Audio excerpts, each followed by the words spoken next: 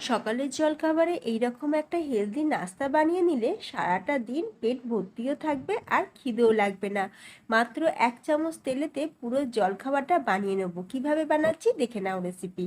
প্রথমে জলখাবারটা দিয়ে খাওয়ার জন্য আমরা একটা চাটনি বানাবো। তো চাটনির জন্য এখানে নিয়ে নিয়েছি কাঁচা বাদামটাকে একটু ভেজে নিয়েছি, এরই সাথে গোটা জিরে, কাঁচা লঙ্কা, টমেটো আর রসুন একসাথে একটু ফ্রাই করে নিয়ে স্বাদ অনুযায়ী নুন আর চিনি দিয়ে দিলাম। যখন দেখবে টমেটোটা ভালোভাবে সফট হয়ে যাবে তখন আমরা এটাকে ঢেলে রেখে সুন্দর করে পেস্ট বানিয়ে নেব।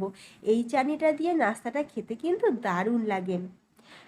এরপর বানাবো আমরা নাস্তা বানানোর জন্য এখানে আমি কয়েকটা আলু কেটে নিয়েছি, মানে ওই দুটো আলু ছোটো ছোটো করে কেটে নিয়েছি। অন্যদিকে 1 কাপ সুজি মিক্সিতে দিয়ে ভালো করে ফাইন পাউডার বানিয়ে নিয়েছি। তারপর ওই সুজির মধ্যে দিয়ে দিচ্ছি কেটে রাখা আলু।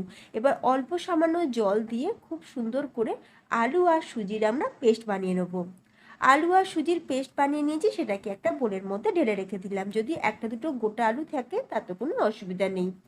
এরপর আমরা এর মধ্যে কিছু সবজি দিয়ে দিচ্ছি। তোমরা তোমাদের পছন্দ মতন বা হাতের কাছে থাকা যে কোনো সবজি দিতে পারো। এখানে আমি টমেটো, ক্যাপসিকাম, গাজর, কাঁচা লঙ্কা, ধনেপাতা, গোটা জিরে, কারণ জিরে ফ্লেভারটা এই রেসিপিতে দারুণ লাগে। স্বাদ অনুযায়ী নুন দিয়ে খুব ভালো করে মিক্স করে নিয়ে আর দিয়ে দিয়েছি বেকিং পাউডার, সেটাকে দিয়ে ভালো করে মিক্স করে নিয়েছি।